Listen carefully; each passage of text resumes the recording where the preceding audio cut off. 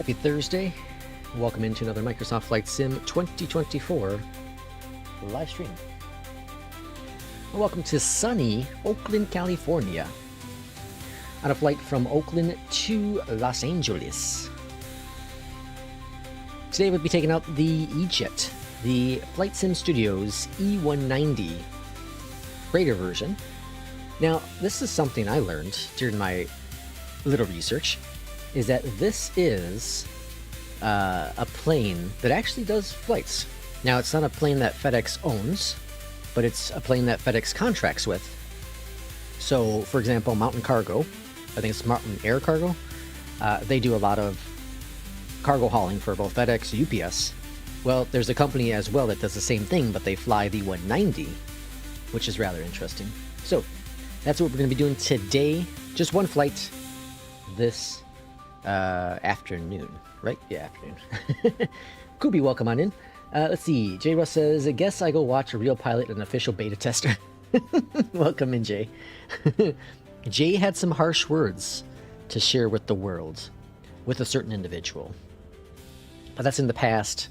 Today we'll be taking out this beautiful 190 and enjoying, hopefully, the flight.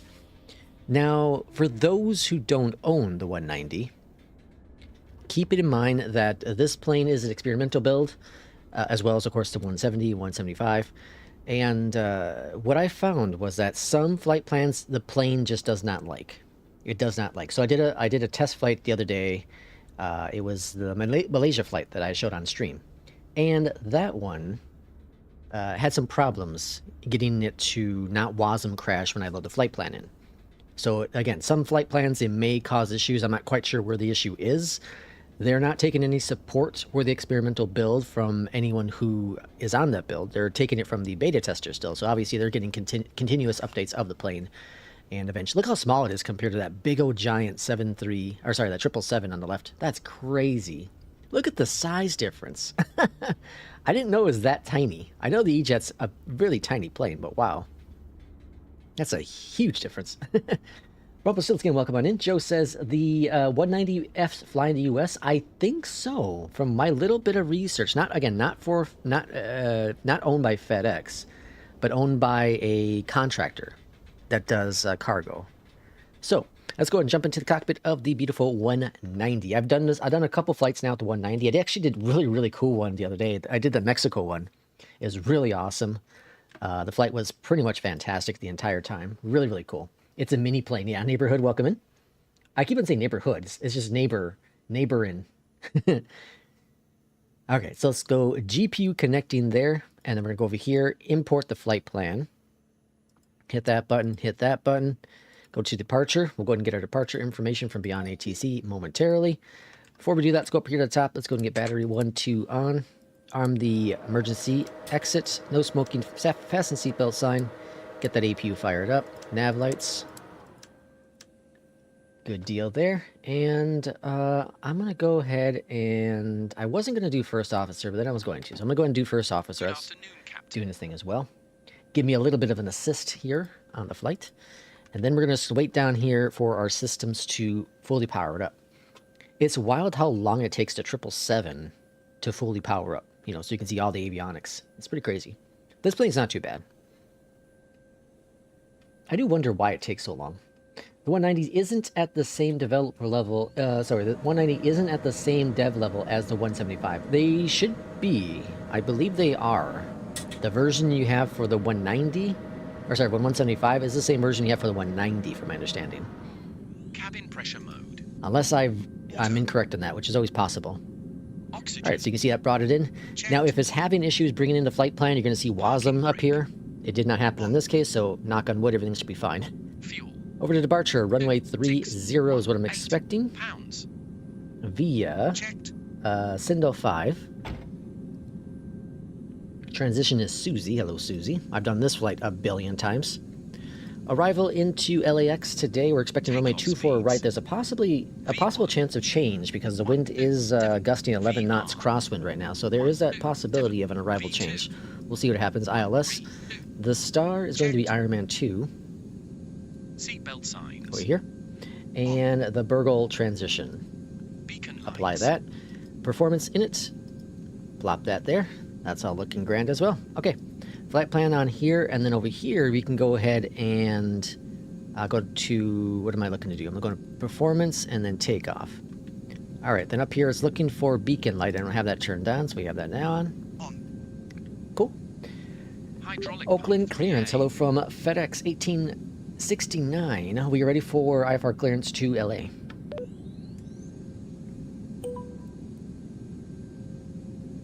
Oh, I don't have this set up yet, so let's go back over here as well. Runway 30. Try conditions. There's the Weja. Calculate. All right, now the fuel is on board. Squawking 015. Got that in the box. Runway 30. Climbing up to 370 on this flight. Transition, then is filed. Climb via SID. Departure frequency 135.1. Squawk 6015. That's awfully high for a short flight. FedEx 1869. I wonder if the profile isn't proper for this aircraft. That's awfully high. We'll do it though. Alright, pitch is going to be 1.6 up. You'll notice that's a big difference in this plane. Normally it's like 3.5 or 4 on the trim, but in the 190 it's a much different number. Oakland ground, FedEx 1869, ready for pushback and engine start. Alright, APU is available. Let's go over here to the left-hand side and go to ground and remove the GPU. Oakland ground, pushback and engine start approved. Face southwest. But everything is like the same with this aircraft. It's so cool. Pushback and engine start approved. Face southwest. FedEx 1869. Alright, let's go ahead and face the west. Request a pushback. Brakes released. Hold. Pushback is commencing down below. Engine number 1 starting up. And so 1.6 on the trim. So you can see trim right up here. 1.6 on the up. Perfect. Over the radio. And let's go and get Terra going. Now this plane will yell at you if Terra is not activated, which I kind of like. Altimeter 3026. Now this plane, in the 190s at least, it doesn't seem to automatically set Terra. In the 170s, or not Terra, sorry, altimeter. In the 170s, it seems to do that. So I wonder why.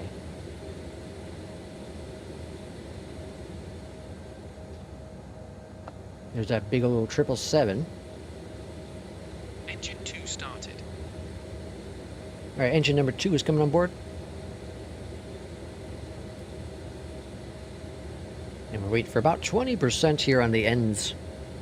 And then we'll go ahead and introduce fuel for engine number 1.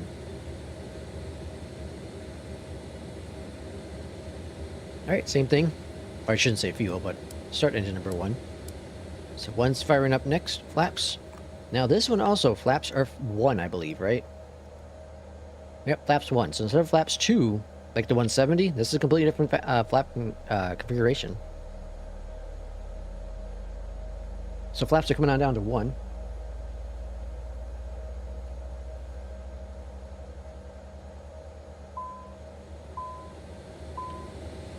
Whoops. Electric pump. That's my fault. Fuel. Checked. That should go away here in a second. Rookie mistake. Is, let's see, is this the universe telling me the E-Jets are finally something I should buy?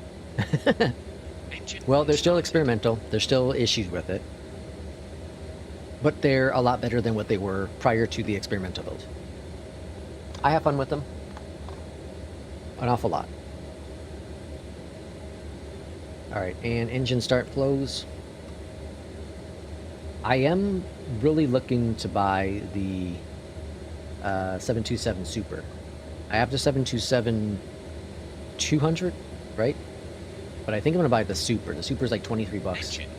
I think I want to buy it. It looks like a lot of fun. I love the modern, some of the modern avionics in it. That's, I think, the biggest thing that's been holding me back. Oakland ground, FedEx 1869, ready to taxi to the active.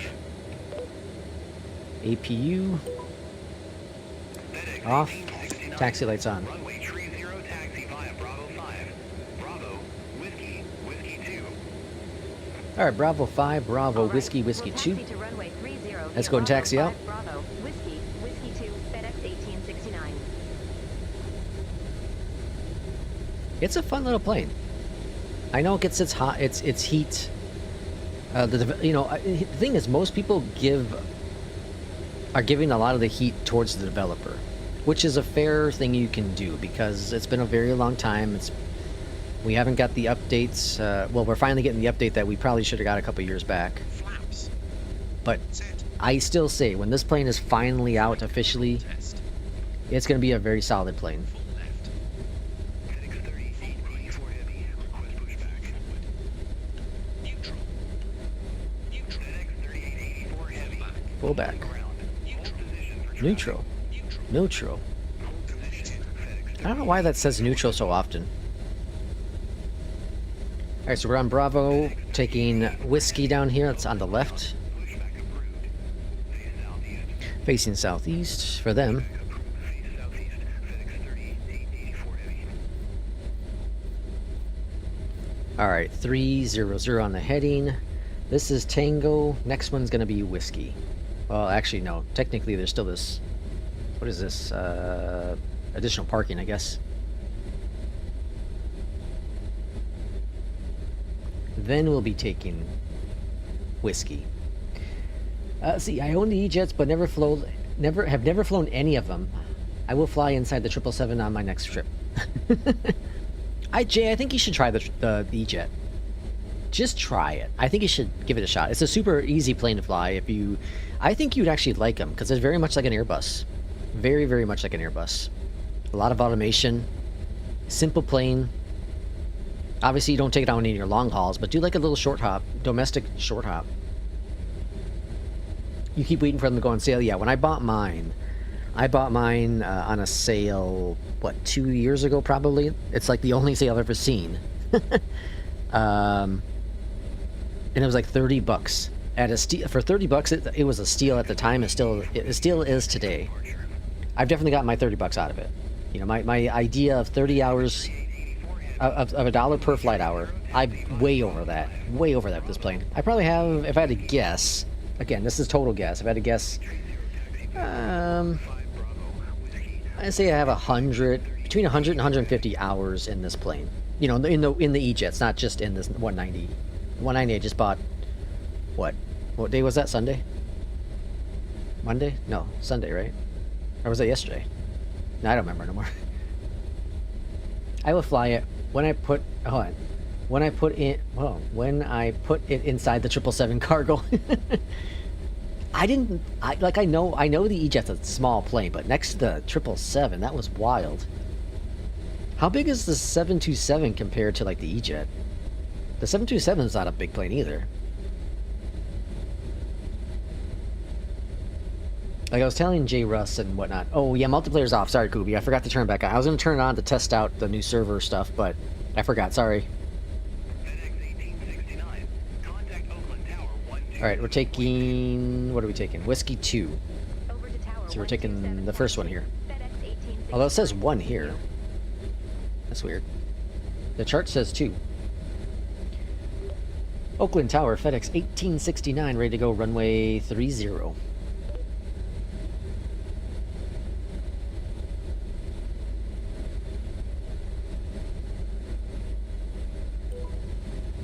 1869. Oakland Gusting up to 19. Holy smokes. 19er, runway 30, cleared for takeoff. Fly Guy Simmer, welcome on in. Runway 30, cleared for takeoff. FedEx Happy Thursday.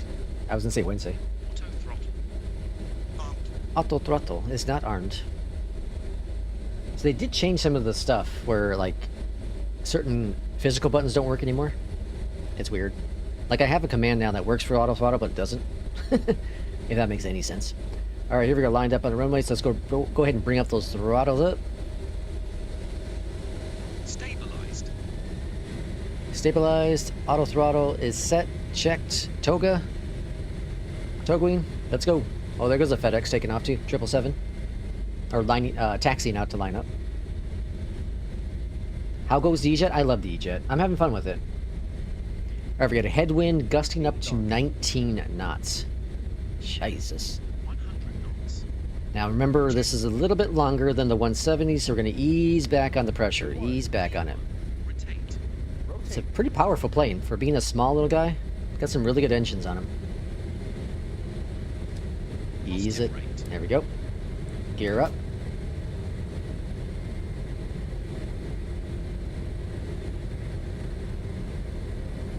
Now, keep in mind that when you fly the E-Jet, if you are flying, if you're not flying a SID, it can be a little funky. If there's a SID, it's typically okay. But if there's no SID, it can be definitely a little funky. Alright, flaps up 1 notch. Contact NorCal departure. FedEx 1869. I'm going to turn autopilot on.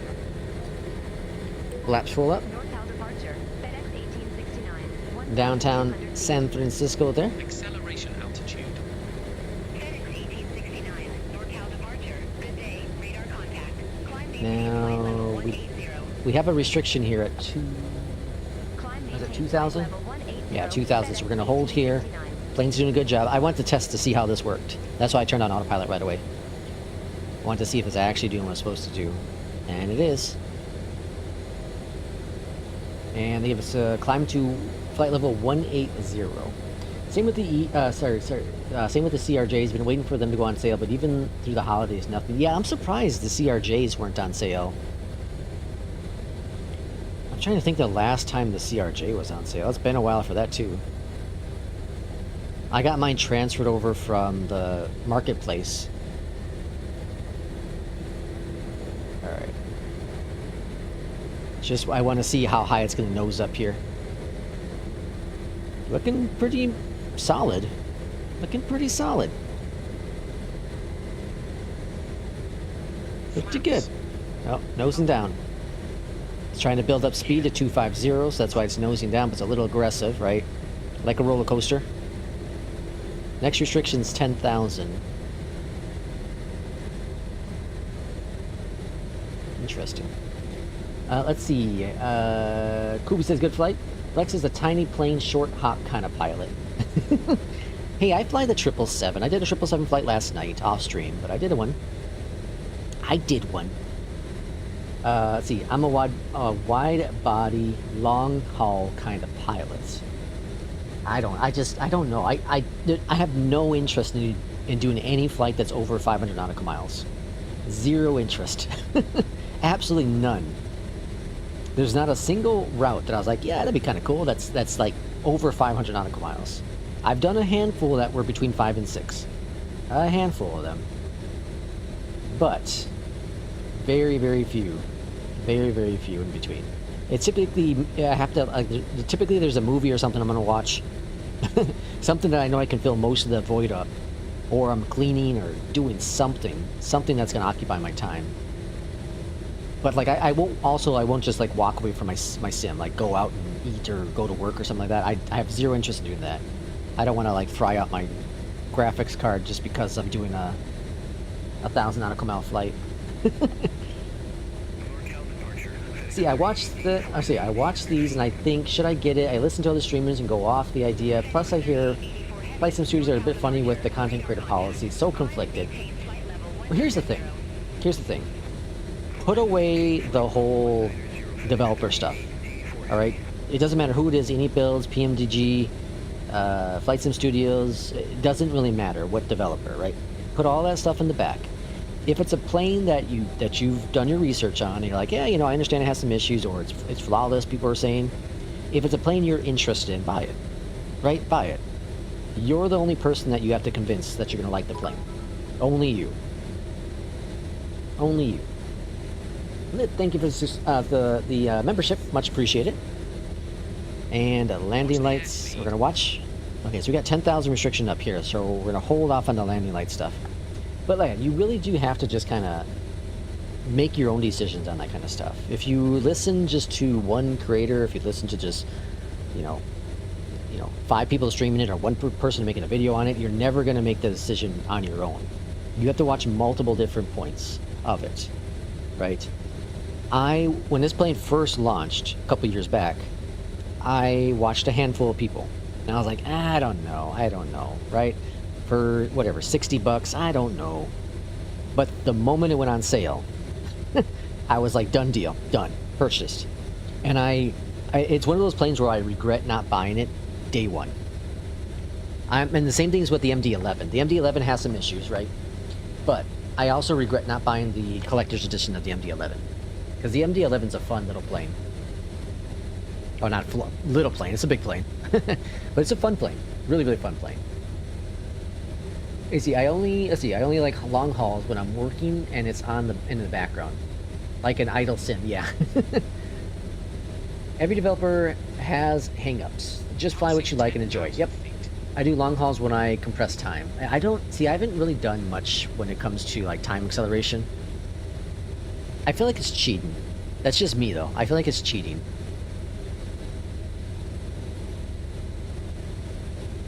The economy application I use doesn't allow time acceleration. Oh, interesting. What do you use? What add-on do you use? That is On Air, right? On Air doesn't accept. Or no, wait. Does On Air accept time compression? I can't remember. All right, landing lights, taxi lights are coming off.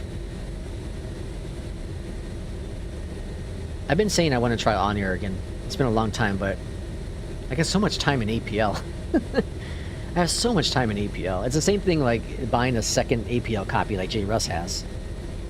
Part of me is like, yeah, you know, I'd really like to get a second copy and have it go, but it's like, I don't want to.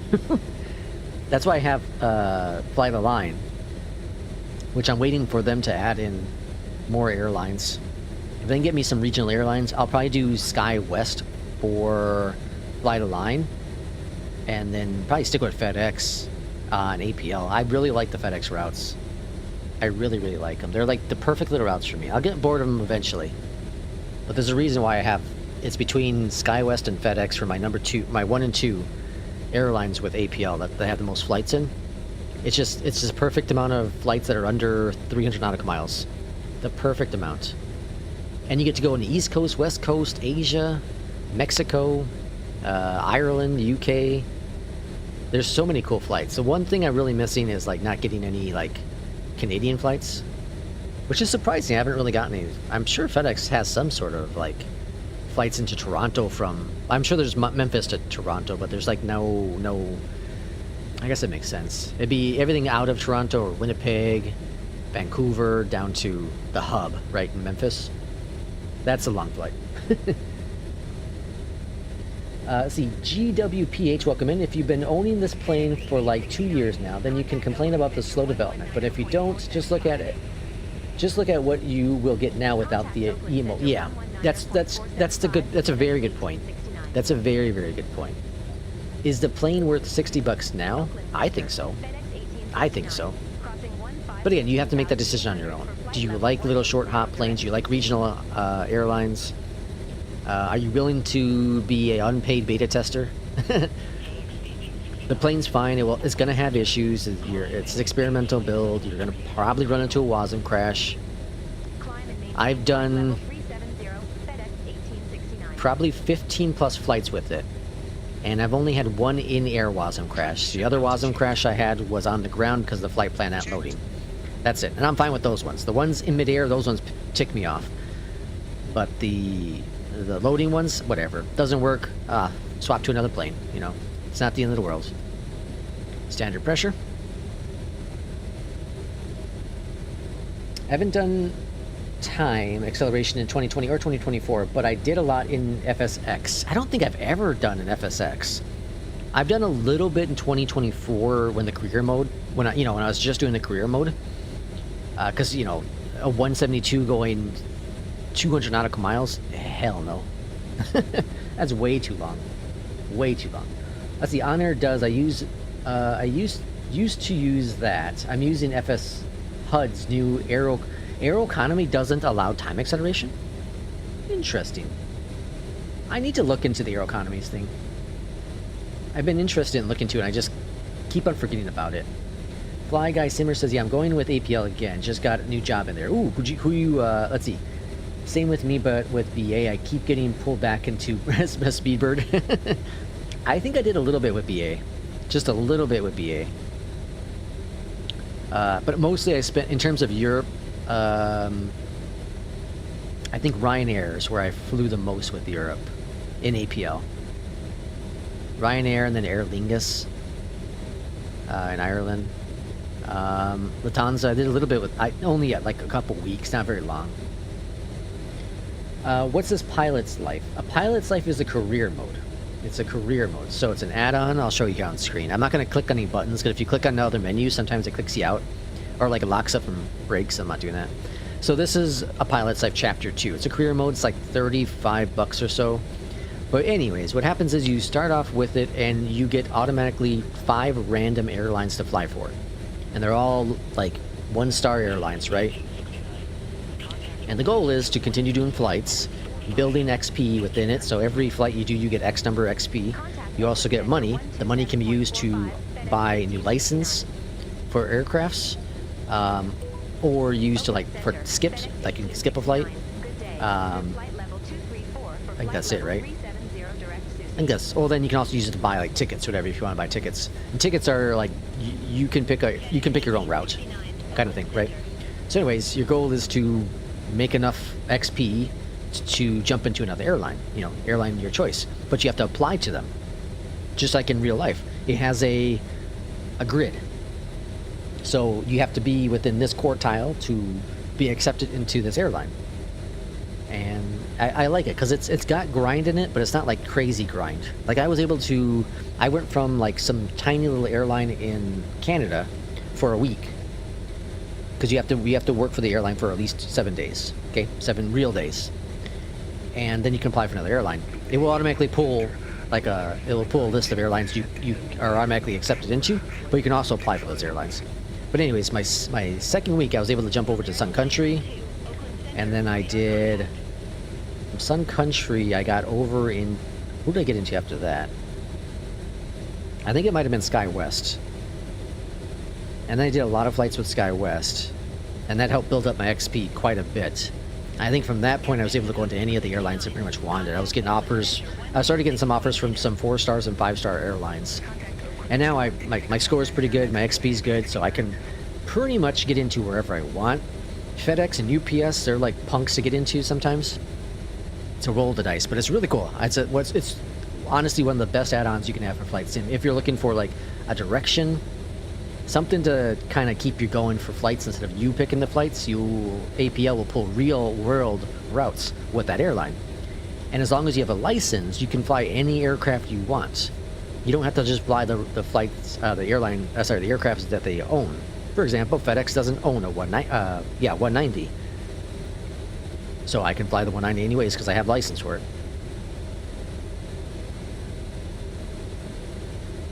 Ryanair has a great choice of routes. Oh yeah, Ryanair is a really good choice of routes for sure.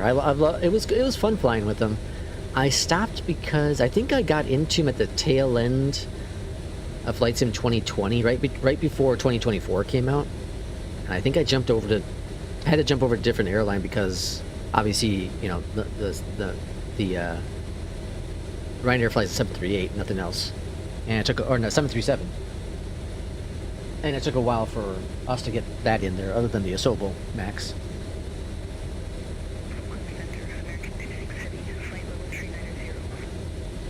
Yeah, look, I have a video up on the channel that I kind of did a comparison.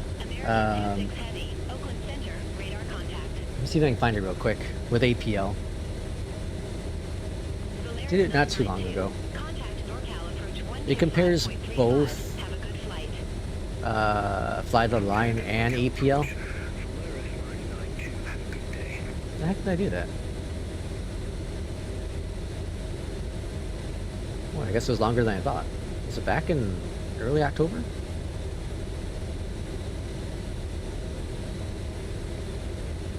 Yanni TC. When the heck was that?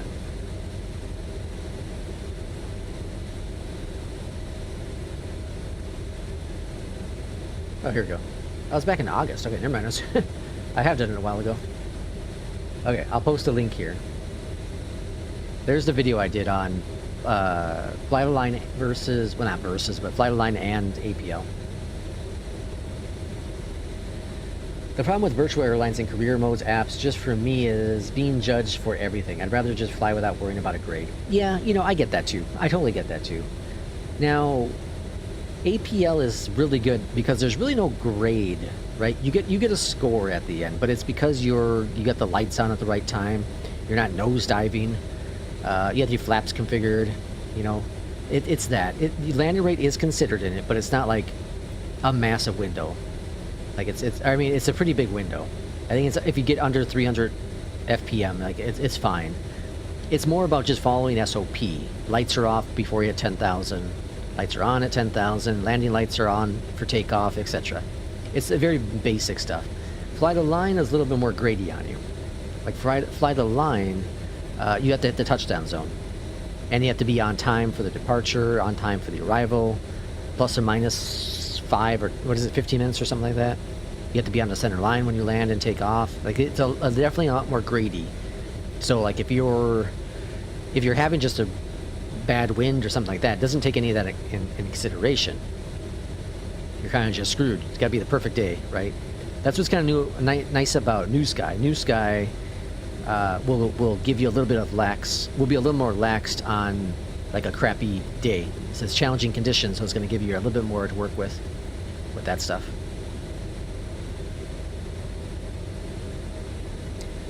Let's see. That's why I like FS HUD. You have an average landing rate, but way less tracking than some of the other apps. Yeah, I need to look into aero economy again. Yeah, it keeps me busy. I'll look into it. P2, welcome in. Hey, I didn't get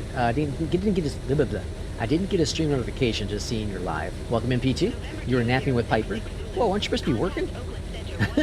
I was going to ask, wasn't there something very similar? I thought you had done something about that. Yeah. Why do you like APL versus Fly the Line? So I like both of them. I think they're both really good add-ons. The problem is this. If they can mash them both together into one app, it'd be the perfect app. Because I love the Sims. I really, really love the Sims portion of Fly the Line. And what I mean by Sims is that with Fly the Line, it has you in there where your pilot will get fatigued. Your pilot needs social interaction. Your pilot needs entertainment. It needs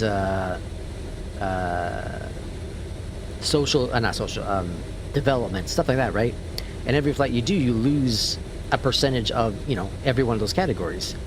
And then during your days off, you can do things during your days off. You don't actually do them. You just select the box and go do them, right? And I like that. I like that feature a lot because it's no longer just about doing the flight. Now it's about managing your self-awareness as a pilot, which is really, really cool. The problem with Fly the Line is that I was able to complete all of it, get all the money, buy all the stuff, for the house and all that jazz, and had 100% pilot within 50 hours. Real 50 hours. 50 flight hours. And I was like, okay, well, that kind of sucks. So I did everything, and now I'm done. Now they have since, the developer's really cool. He listens very, very much to the community. He has since made some pretty big changes. One is he's made it a bit more grindy. So I'm sure now it probably takes 150 to 200 hours probably to get everything, if not more. I'm not quite sure. He's also made it so when it first launched, you had to fly the time of day that the route does in real life, which a lot of people were turned off about that. If I don't want to fly at night, I don't want to fly at night, right? So he made the adjustment where you can now fly whatever time you want. You just got to fly the route. But you have to depart and arrive at the times that you pick. So like if the flight is an hour and 15 minutes, you have to do that flight with an hour and 15 minutes, right? So the times matter, but they matter at the time you actually have your block time, okay? Again, if it was, and the other issue with it is that it doesn't have all the airlines. It's missing a lot of the regional, the smaller ones. It's missing quite a few of them. It doesn't have any of the cargos that I'm aware of as well. So it's missing quite a few airlines, and that's something if you can add those in there, and if you can find a way to make it more, I don't want to use the word grindy because that's a bad word to use. I don't want anything grindy. APL is grindy enough. Jay Russ did the math on it. It takes forever to level up, right? But it's just fun, just flying. You just have a purpose to fly. I could, say it that way. I'm working too, P2 says. Are the E-Jets good now? I think they're good. I think they're fine, but again, I understand that they're experimental. I know they're beta. I know I'm going to run into issues. So as long as you understand the plane you're getting, I think they're fine. I was saying earlier that I've only had the one WASM crash in the air. I've had WASM crashes on the ground with it loading flight plans, but you know, I think it's a fine plane. It's crazy we're going so slow at. Well, I guess that's about right. Flight level 370. It's just we're so high. It's crazy. I'm a sucker for the Republic Airways.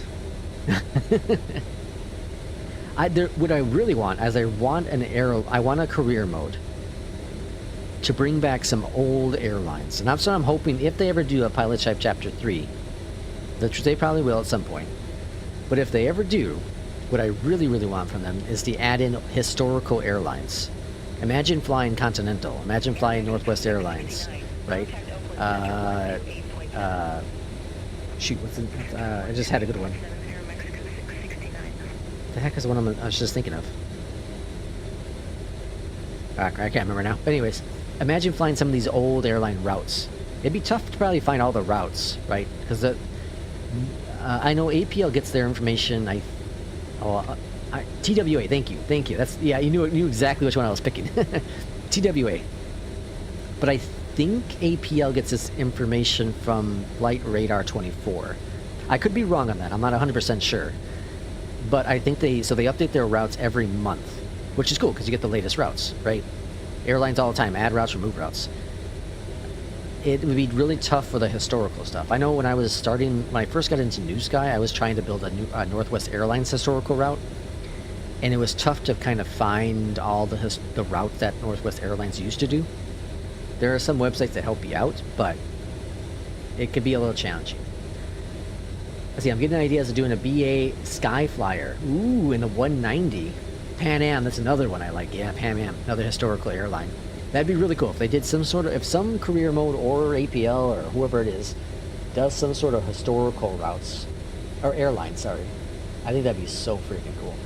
I know there are a lot of the flights that we do today, but just imagine doing a real world historical Northwest Airlines TWA flight, you know, having the livery to match it. You might not have the same plane, but you know, you can get something close to it. That'd be so freaking awesome.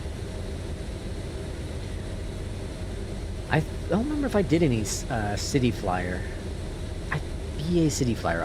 I think I looked at doing City Flyer, but I never actually did anything with them. I guess I'm pretty sure I looked into it though. I was going to, but I never did. Are you going to fly the TFDI after they release the native version? Of course, yeah. Yeah, once the MD-11 comes out for the update, it's only a $5 upgrade, so that's pennies. It's worth it. I have concerns. These are all just my personal concerns. My concerns are the following. Not a lot of people who have the collector's edition has been flying it. That tells me that there either is still some pretty major issues, right? Or there's something else going on. And I don't know what it is. I know when it first launched, 757 Spy was flying it for the one flight, I think. I don't think he's touched it since. So it concerns me. I'll give him the $5 because it's a fun plane. But it does concern me that there might be some issues still. I know there is because obviously they were going to get ready to release it to the public, but then the collectors, they're like, yeah, there's some problems. Fly Guy Simmer says, yes, they do use Flight Radar 24. Cool. I thought they did. I was trying to think of the other alternative, but I guess there really isn't a whole lot of options. Okay, top of descent should be coming up in about 6 minutes. Winds are currently a headwind of 12 knots and a crosswind of 12 knots.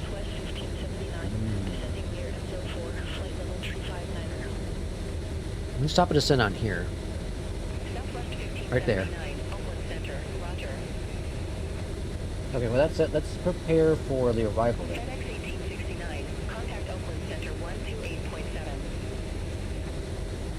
Okay, so 6,000 feet. Let's pop that in the box. Now I did have an issue yesterday flying where the plane did not want to descend on the VNAV. So again, this isn't the plane that you can just, you know, start a flight and disappear. You want to watch it. You do want a baby yet. Realize that for sure. FedEx 1869, Oakland Center. Expect Ironman 2, runway 24 right. Ah, perfect. We'll expect Ironman 2, runway 24 right, FedEx 1869. Perfecto. I don't think it heard me. It's processing speech. Oh, I got it. Okay, cool. Okay, and then let's see. So we already have the radios programmed in. Course is 251. We're going to worry about that. And the minimums are 322. 322, that's over here. 320, that's fine. And then we go and update first officer. 322. That's it. Ready to go. City Flyer does the steep approach into London City, so I know I'll do some sketchy landings. That's a fun approach. We did that on stream here. Did we do a group flight for that? I don't remember. I don't remember what. I think we did a group flight. I think a couple of us was in that one. But that was fun. I remember that was a fun one. What do we got going on here? Something going on with our arrival. I don't see any discos. So, Burgle, right there. Dugget, right there. And then Crow. Auto brakes. Center on 124.15, FedEx 1869. Take care. Oh, what the hell? Set. It's got it in here twice. Los Angeles Center, FedEx 1869. Flight level 367. It has the approach in here twice. Alright, let's go back to the top then. Plop that in there. Activate.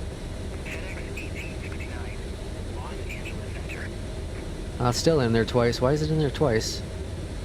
Alright, let's go to direct to Duggo. Or Dugget.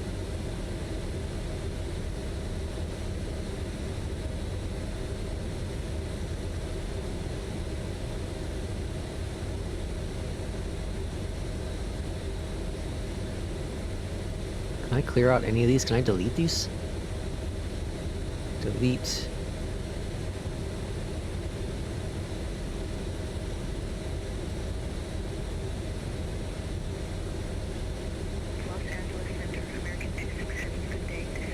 I wonder why it's in there twice.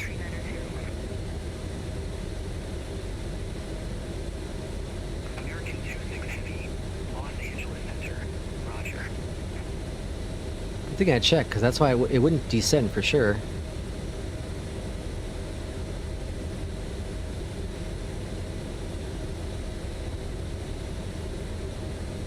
Okay, let's try that. Activate. There we go. All fixed. Cool. Okay, so then we're also going to go over here and we're going to put in our arrival information. So that's under performance, landing. We're going to put in landing initialize, landing weights. We go and get that from our briefing panel here, which is a fantastic Google tool made by the guys that make Cabby, or the guy that makes Cabby. Go into raw data, scroll on down here, and then we're looking for law. Landing weights, 831. So we'll put in 83100. Descend via Ironman Perfect. 2 arrival. Temperature is 17 degrees in LA. The winds are 310 at 17, gusting. Perfect. Now, if we go to landing, we'll see we have V-speeds in there. Not VAP, but that's weird. Everything else is fine though. Okay. And then we should start descending right up here at Dugget. Let me just verify on our approach. Virgo, Crow, Muppet. Where's Dugget? Oh, right there. Yeah, we should be fine. Alright, we'll let the plane just do its thing. Got a plane above us too, look at that. Let's see, the MD-11 is a niche aircraft, and people generally might fly it less compared to the PMDG and the FENIX stuff, so I wouldn't necessarily blame it on being unready. Just speculating. Oh, that's true. That's a fair point, too. Absolutely. Did a nice flight down to Barcelona earlier, and had a 80-knot tailwind. Nice. Make it a lot faster to get into Barcelona. Captain, welcome in. Happy Thursday to you. Why are you still at 3002 flight level? Too low? No, we're at 37. We're descending in just a few moments. We should start our descent. Top of descent's right there. Yeah, 37. Finally able to catch a stream. I'm driving home from work. Hopefully you had a good work day. No bugs here, nothing to see. How'd you get the briefing panel onto Flow? That's really simple. So, if you go into Flow, go all the way down here on the bottom, Msfs panels, you'll be able to find it here. Obviously you have to have it in the community folder, right? But then I have the briefing panel right here. So just plop it on there. Alright, we're making our descent into LA.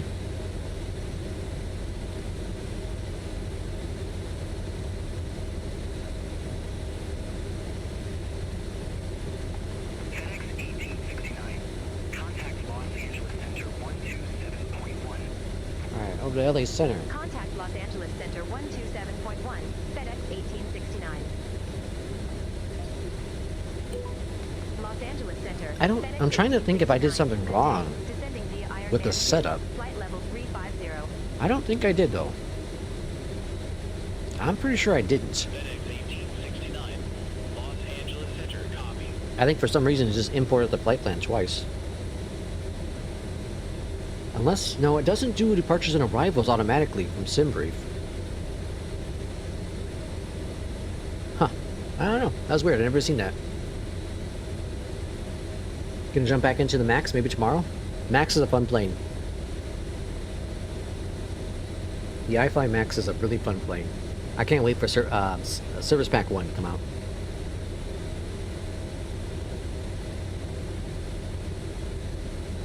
See, I don't know. I'm thinking about buying that 727 Super because I don't see the 757 coming out anytime soon. The MD-11, the update should be coming out pretty quickly, probably within the next week. I don't know how much I'll fly it though. And then of course we're not going to get the 220 for a while as well. So there's going to be this period where there's no new planes. And I think the Super can be added to my little hangar as a plane that I'll fly enough. That's kind of why I'm considering putting it, getting that in like the base 727 is a cool plane. It's just so complex. There's just so much going on with it. The little phone helps a lot, but my biggest thing was just the computer, setting up the computer, the flight computer. I hated it. I just hate it. And with the Super, it's got the newer computer system, and it looks a lot more modern. It's still old, but it looks a lot more modern. I still need to watch some more videos. I've watched a little bit of Mustafa flying it the other day, so I'll have to watch a little bit more to see, just make it my final thoughts and if I'm going to purchase it. But it's like 24 bucks. It's not too bad. Just buy it. You seem to want it. I don't want to buy it and then not fly it again. You know what I mean? It's that.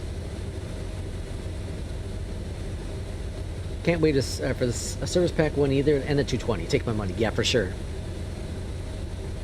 I'm looking forward to the MD-11, the Max update, and the Boris 737 sounds. Apparently V1 had access to the beta sounds from Boris.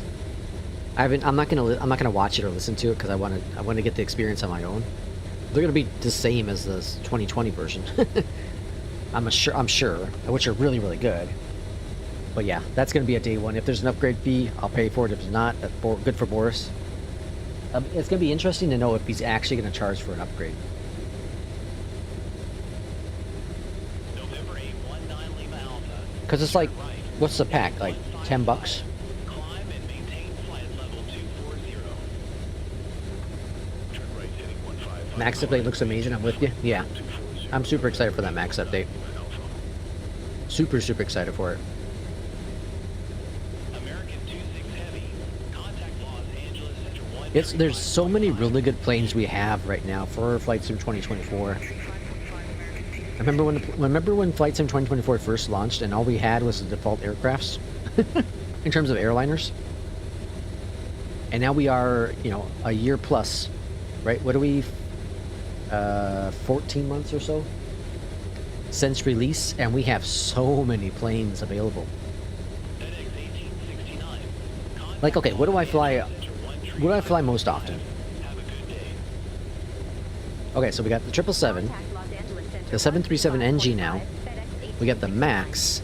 We got the CRJ. We got the E-Jet. We got the 306. We have, what else am I missing in that? The 350. We have the Phoenix. I don't remember if I said MD-11 yet. I don't think I did. So that's 9. Is that 9 planes I frequently fly? I think it's 9. There's got to be something else I'm missing in there. I know there's something else I'm missing from that pile of planes. J. Russ with the $4.99. Here's to donate to the next aircraft purchase. Thank you, J. Russ, for the $4.99. Much appreciated. Oh, nice. Let's see. Are they? Hold on. What did you say? Oh, nice. I watched him earlier, homesick with the flu. Oh, I'm sorry to hear that. Hopefully you feel better soon. Fly Guy Simmer says, of course, I really want the Phoenix Neos. The Neos eventually will come out as well. That's going to be another plane to add to the hangar. What I need to do is get back into the Phoenix. I haven't flown the Phoenix now in what we were looking at the other day. Yesterday, I think it was. I haven't flown it in 2 weeks. I think it's only been 2 weeks. Keith, welcome in. WinWing rudders have arrived. Wow, complete control of smoothness. Logix with broken. Hold on. Oh, your Logix broke with the brakes. Oh, so you got the WinWing rudder pedals? Nice, Keith. I'm interested. Like, so the Moza ones were finally, you know, the videos have been coming out from creators, and there's concern with it. The price tag seems good. It looks like they're all built full metal, so I think they're going to last for a long time. There's some minor customization you can do to it, but then you're like, okay, well, there are other pedals that I could get that have been around for a lot longer, so we know that they're good. Versus Moza, where you're like, I don't know. Moza does make high quality stuff though. Moza's been in the racing field for a very long time, and they have good support to back it up as well. Those WinWing ones I was looking at for a little bit, because they were on sale, I think. A whole new experience, really. I have my Turtlebeach. I'm happy with them. It would be nice to have a little bit more control on the ground, right? A little bit better, but I don't know. It's one of the things where it's so expensive to buy new ones. I can sell these Turtlebeach for probably $100. So realistically, it's going to cost me about $200 or so for a new set of pedals, right, after I sell these. But do I need to sell them? I've heard good things about the Charlies as well. A little overpriced for what they offer, but I've heard good things about them. Excited about the Neos as well. Yeah, Neo's going to be really good. They're going to be really, really good. I'm not as excited about the Neos as I think some people are. I'm not not excited about them either, but for people who are like, you don't need the NGs because you have the Max. That's kind of how I am with the Neos. I know they're different planes. I understand it. The Neos are the, the newer planes. I get it. But I don't know. I'm like that. I'm that person with the NGs and the Max. I'm gonna fly it. I'm gonna buy it. I'm gonna fly it. I'm gonna enjoy it. It's Phoenix, right? It's gonna be a good plane. Phoenix is top dog. But I'm not as excited as I am for the 220 or the 757. Hopefully that Bluebird can do a good job with that. See, it sets the altimeter. It does set it from standard to whatever it needs to be, but doesn't set it to standard. First officer. It's a weird bug. The price versus the flashy Mozas, I'm completely satisfied. It's good. I'll look into them more. Now, okay, do you mount them on anything, or do you, are they on carpet? How do you have yours set up? Because based on what I was looking at, they look like they move around on carpet, and that's what I have mine. They have to be on carpet. More excited for the E-Jets than the Neos. Really? More excited for the E-Jets than the Neos? I don't think that has ever been spoken before. Moza will be about 150 more, and I'm not sure Moza is free shipping in Canada. Ah, yeah. Yeah, that's fair. That's fair. I'm not going to buy it directly. If I were to buy them, I'm not going to buy them directly from Moza. You know, I wait for a local store to carry them. Micro Center if they do, because they've been carrying Moza stuff. I'll buy it, I'll fly it, but they aren't different, so I hope the 380 comes out in 2026. I'm not interested in 380 either. It's a long-haul aircraft, so it's not a plane that I'm... You know, any of the... I know the 757 is technically for the long hauls too, but the 757 is also flown by cargo. So it'd be great to add into the hangar when I do UPS or FedEx. I should try some DHL flights, but I should do. Sticks to carpet, really? It sticks to the carpet?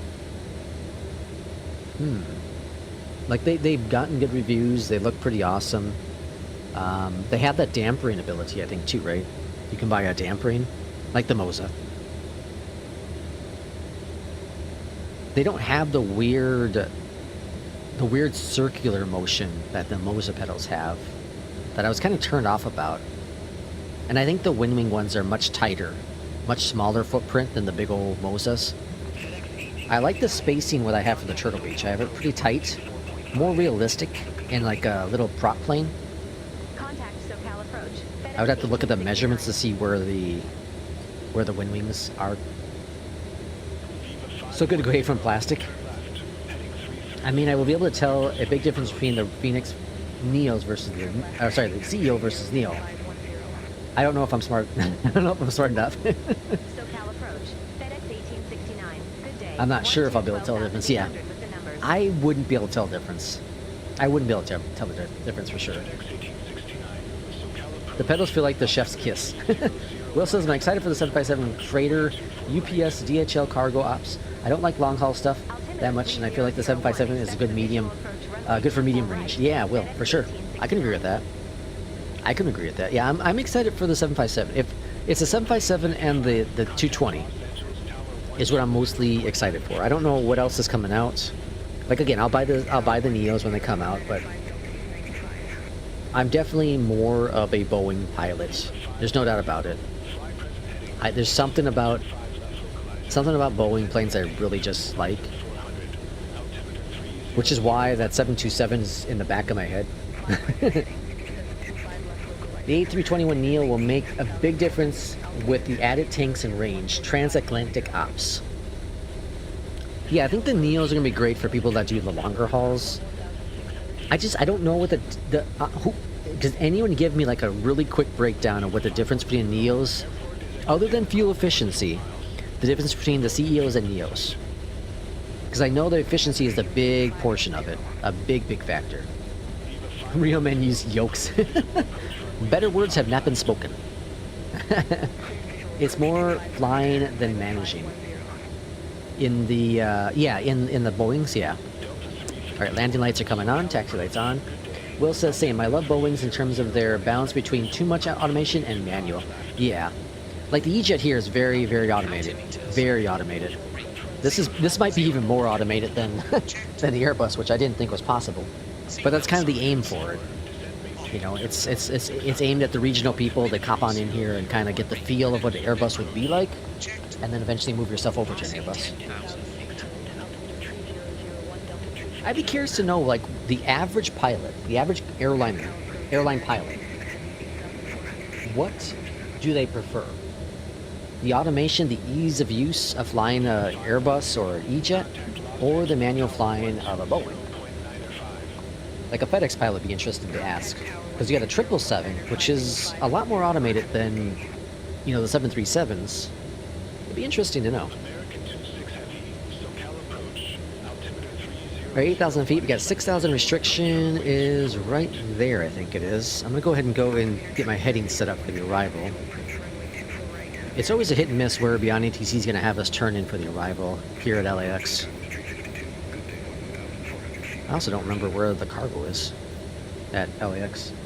I think it's on the other side of the terminal. Oh, it's right there on exit. Never mind. Yeah, never mind. I found it. There's a couple different cargo areas. But the FedEx one is apparently just right when we exit Victor. SkyWest 352. Descend maintain 2,600. Altimeter 3001. Vectors. Oh, definitely Airbus, Will says. A real man don't use auto throttle. Loves much CRJs. Bias, yep. That's the thing that's so cool about the CRJ is that there's very little automation in that plane. It's a fun plane. I was reading actually about this on Reddit the other day because someone was asking, like, you know, I'm gonna go fly for SkyWest. This is again real life. Should I, you know, go for E-Jet or should I go CRJ? And people are like, well, depends. If you want to actually get better at flying, you fly a CRJ. If you want to move up the ranks faster, you go to E-Jet. And I thought that was really, really interesting because you would think it'd be the opposite. Get better at flying, you become a better pilot, you fly the CRJ. You would think you'd move up faster. But the automation, because so many planes have become so more automated, the E-Jet kind of just fits in really nicely with that. It's really, really interesting. And this isn't like one or two people. This was like a whole bunch of people. Like there were like 30, 40 people that posted in that are SkyWest pilots.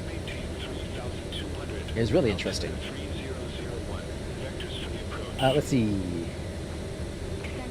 Because I mean, in real life, the fun aspect wears down fast. Yeah, I can see that.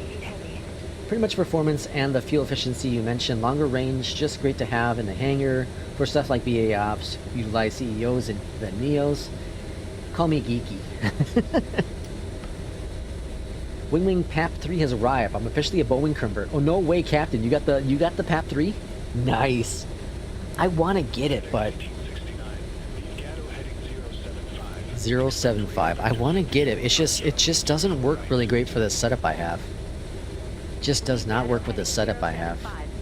I really want it so bad. It would be like the final piece I need to go full Boeing.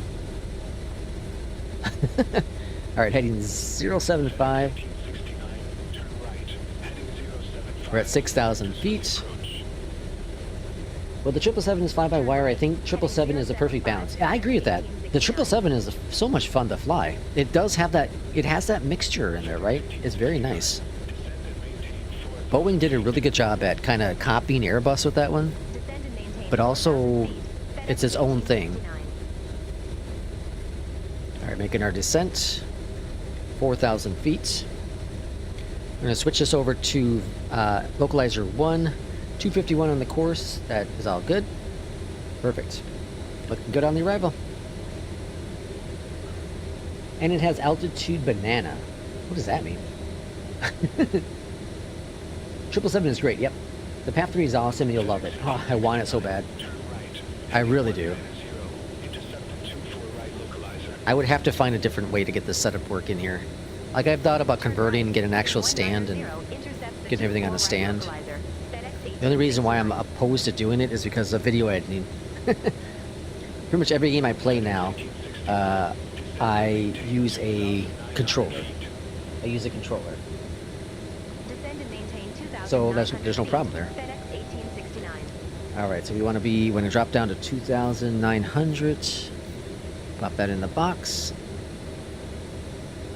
Intercept the localizer, so let's go and arm the approach. So we can see right here, it says white, or it's white now, so that means we're armed. If I could fly the size of the 737 with the tech of the 777, which to me is a kind of E-Jet, I don't know. I don't know if I'd say that. The E-Jet is so much more of like a 320.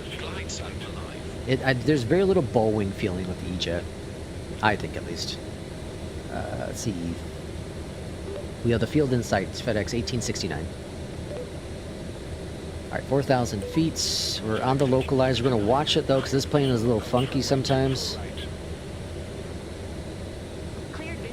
Waiting for the glide slope to kick in. We're a little high on the approach yet, so let's go ahead, or I guess we're in vertical. Let's go 1,500 feet, see if we can capture that glide slope. And we're 11 nautical miles out, first notch of flaps.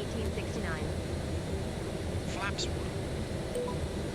Los Angeles Tower, FedEx 1869, visual runway 24 right. Alright, 10 nautical miles out, looking good. And let's go flaps 2. It should start to bring back there's the throttle, good.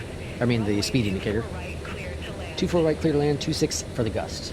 Runway 24 right clear to land. I do love the CRJs with the throttle, and you got to manage it. Yeah, it's not just sitting there and watching everything. That's why the Black Square TBM 850 is my favorite charter GA plane. Oh, really? Interesting. 2 purchases this past year, the PAP 3 and the new pedals, both amazing upgrades. Keith, you have me looking into the WinWing for sure. You have me really looking into it.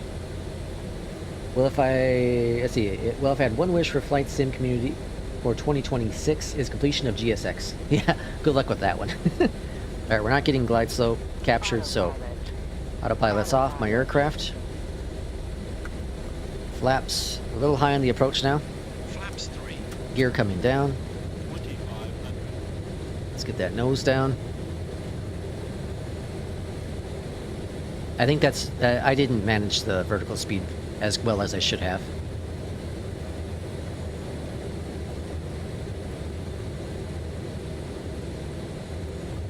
We're doing a flaps 5 arrival. Flaps 4.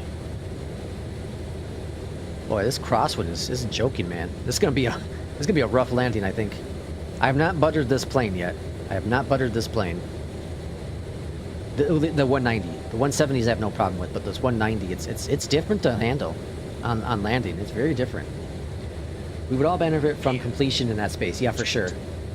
Welcome in 777, or sorry, 777. Happy Thursday to you. Hope you're doing well. Haven't seen you for a while. And flaps 5.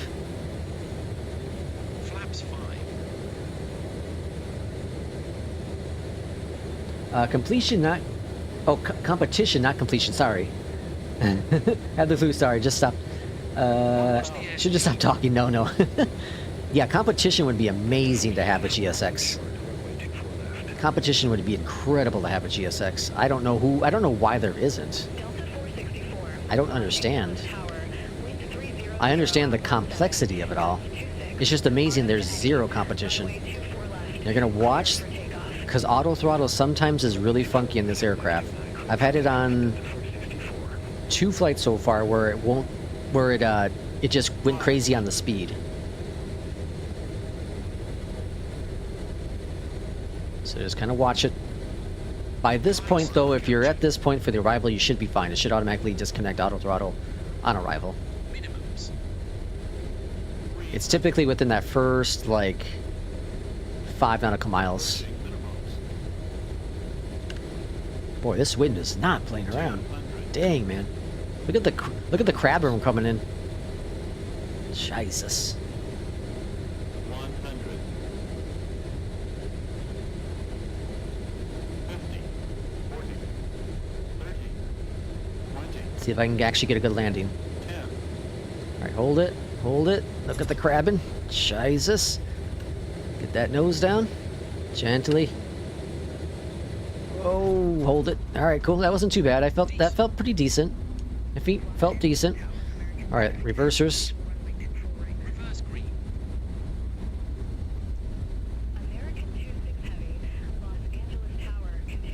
Got a Delta taking off. Welcome to I was gonna say Vegas. Viva Las Vegas. No, LA. 70 knots. Our reversers are stowed. Flaps coming up. Exit left at Bravo Bravo. FedEx 1869. That's a pretty good flight. E-Jet performed how it was supposed to. Again, the glide slope was probably my fault. I wasn't paying enough attention to it. Landing lights are off. We're going to hold short here. Runway 24 left.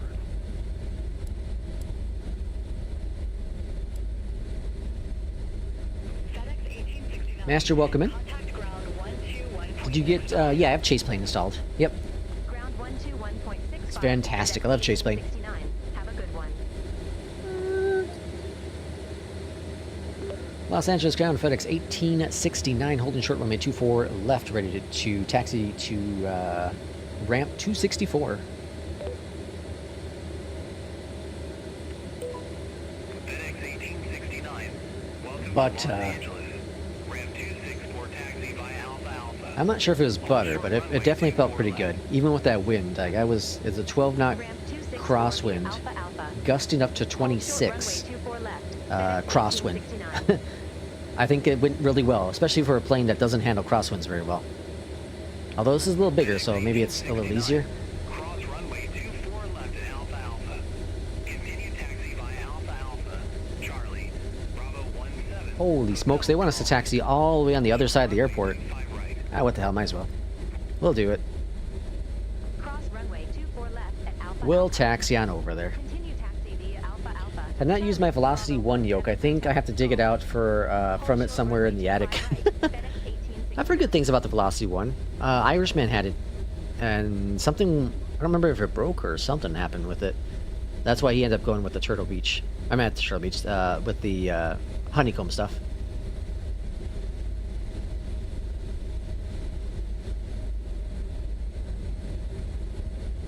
Is this, do I have any builds installed? Does the default sim have Delta Hangar? Or do I have any builds installed? I thought I went all defaults for LA. But now I'm thinking, like, I don't know if the default has palm trees here at the airport. Huh. Well, now I'm at the check. I thought I'm default, but I don't think default has any of the airline cargos. Or hangars. I don't think they actually say the name on there. I feel like that's something that Microsoft would likely get sued for, or afraid they would get sued for.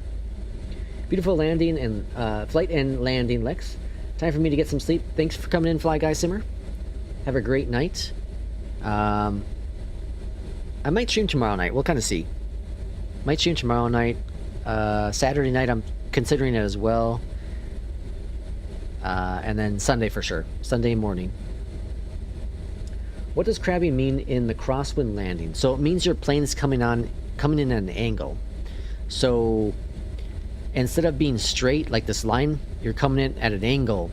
So your plane is kind of coming in, you know, over here. You're trying to line up. So the nose is spot on with the line, but the body's not. The body's coming in at this weird angle. See, we want to turn here.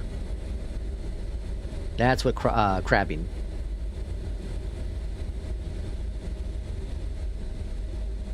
So they want us to park way the heck down over here. I'm actually doing this because I want to see if this is correct. Yeah, see, you got United here as well. Like, does anyone know if the default LAX has that? It's kind of weird. United. Is it like just not loading in all the information because of the server, or what? American 26 Heavy. Gate 209er taxi via Alpha Alpha. Hold short runway 24 left. Huh. 209er via Alpha Alpha. Hold short runway 24 left. American 26 Heavy. The Sim's definitely struggling with all this beyond ATC traffic. American 26 Heavy. Cross runway 24 left at Alpha Alpha. Alright, watching the speed. We're at 22 knots on the ground. That's fine. Well, I was supposed to turn there. Whoops. Whoops a doodle. Left at Alpha Alpha. Continue taxi via Alpha Alpha. Echo 15 American 26 Heavy. Let's see if beyond ATC updates. Looks like, yeah, they're fine. Okay, we're just going to continue taking Charlie.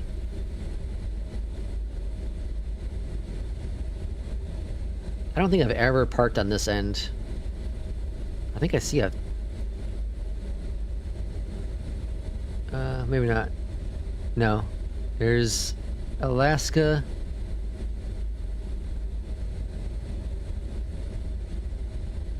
I don't know what that is.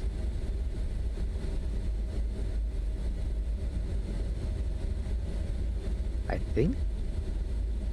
Oh, where are we parking? I don't know. Anyways, they're saying there's turn here on Lima. Skywest 4075, gate 28, request pushback. Skywest 4075. I don't know if that Alaska is taking off or what they're doing. Looks like they're wanting us to cross here at 25 right. We're gonna hold short.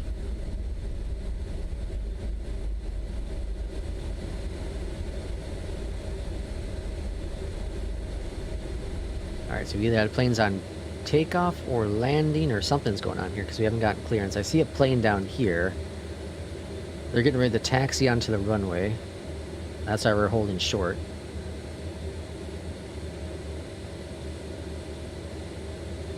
way too zoomed in. Yeah, so we got a Spirit. Look at that for the LOD. Back in Flight SimX. That's auto FPS doing this job. I've got a white plane here.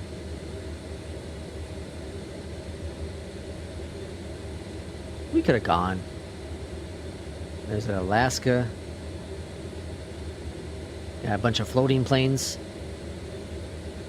Where are we parking at? Where's cargo at? There goes Spirit.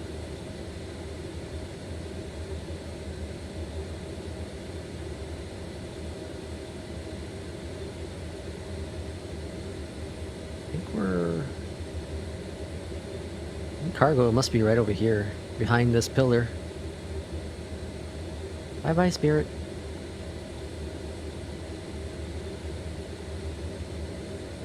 That's so cool. Alright, we should get crossing momentarily. I didn't see anyone else down there.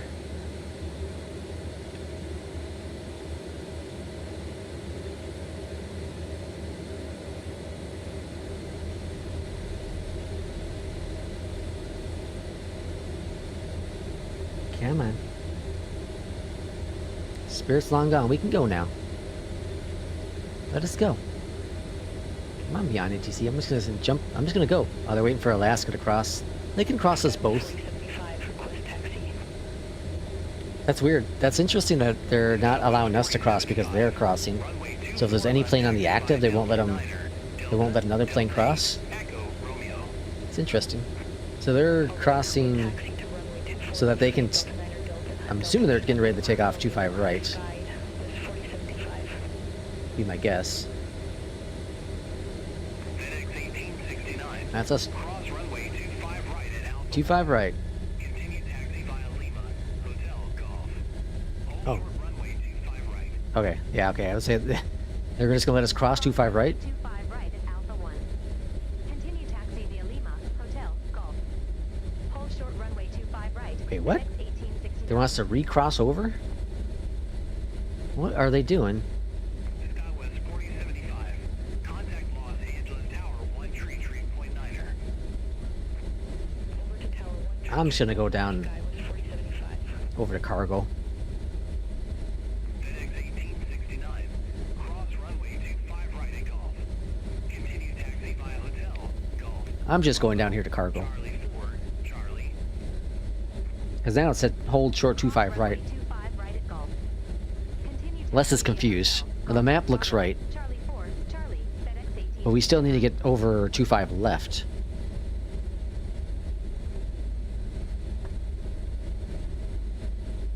Yeah, this is just more of experimental. I just want to see what Beyondatc is actually doing. So I think cargo is behind these buildings here. There's a plane coming in for the arrival. Interesting, so they're landing 25 left, taking off 25 right. So they're taking off on the... no, that's not right either. Taking off on the inners. Landings on the outers. Fascinating. Who's this? United? There's that Delta. Delta. Oh no, yeah. No, Air Canada. P2's land right there.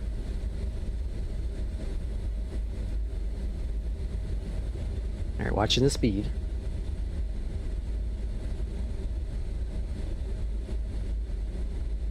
I also want to see what the floating plane is. If it's just not, if it's just floating because of scenery.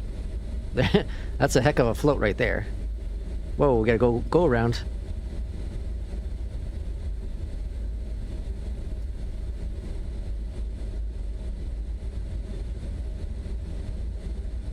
Let's go. Oh, 30 knots. Hold the speed. Watch the speed. Watch the speed. Now they want us to cross back over to the left. Well, that's not... Cargo... I'm just gonna go all the way down here. There's cargo here, and then there's cargo over here.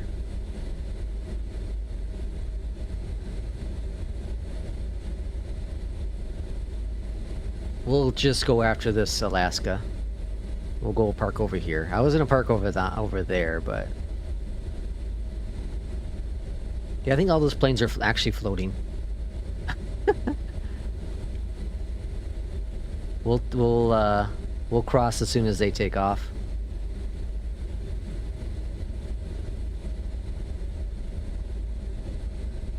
If they ever take off. There must be another plane crossing.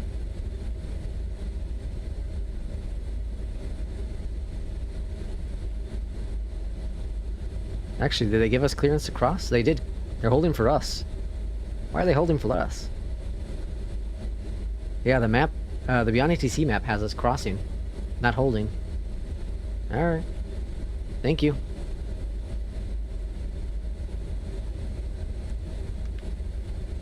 And then they want us to go... Where the hell are they having us go? Oh, okay. Okay, I see, I see. Okay, so there's... Cargo is over here as well. This was stupid. They had us cross runway 25 right for no reason.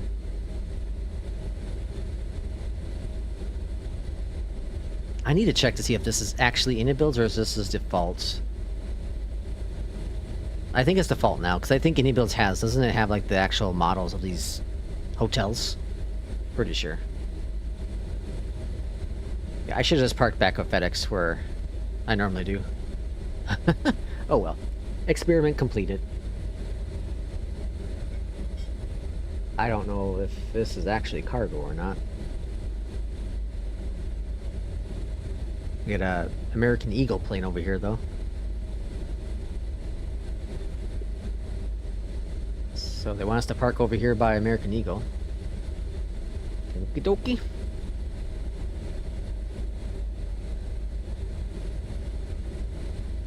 Ramp 26. This is where it is, 264. This is where they want us to park. You got it. I think it might be, well, no, it picks up the FedEx. I don't know. So I don't know. It doesn't. Maybe it's the model, the plane model itself. All right, GPU connected. We'll go ahead and kill out Beyondatc. We can get some of our frames back.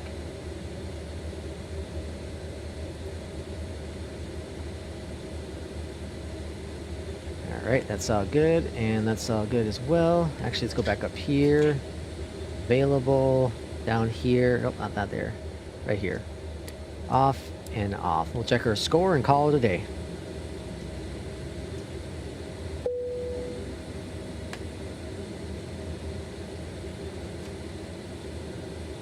Alright, so this is my next flight I have in my agenda. Didn't we just do this flight? Oh no, we didn't do this flight. We did the other one. Okay, so logbook. See what our score is. Oh, I forgot to bring it up on the screen. And we got 100% on that one. Very, very nice. That means the landing rate would have been pretty good, right? 178. Okay, it was butter. That was butter. Cool. All right, folks, that's gonna be it, I should say, for the stream today. Just the one flight. We'll see if we do another one tomorrow. I'm not 100% sure on that, but definitely on Saturday and Sunday we'll get some streams going. But have a great rest of your Thursday. We'll see you in the Discord. Take care, everyone.